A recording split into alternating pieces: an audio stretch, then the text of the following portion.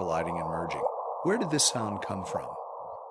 A long time ago, in the distant reaches of the universe, two black holes, each about 30 times as massive as our Sun, were locked in orbit and spiraling in towards each other.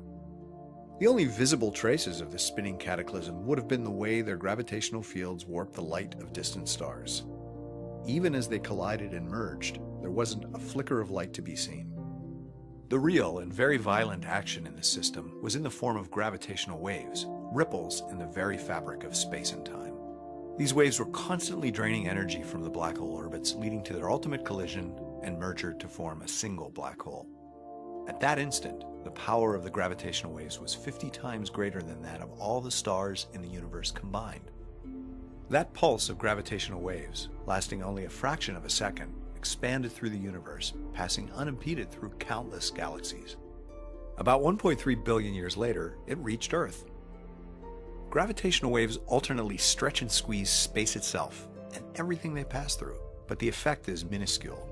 Their effect on Earth here has been vastly exaggerated to help visualize something that is otherwise invisible on this scale.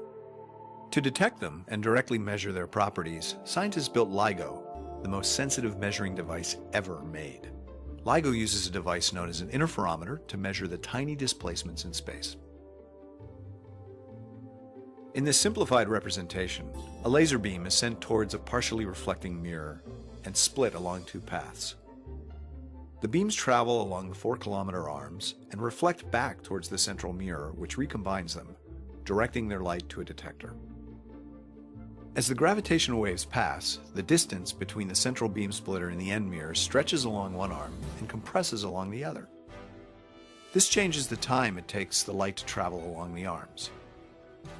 The recombined light waves shift with respect to one another and produce a signal at the detector.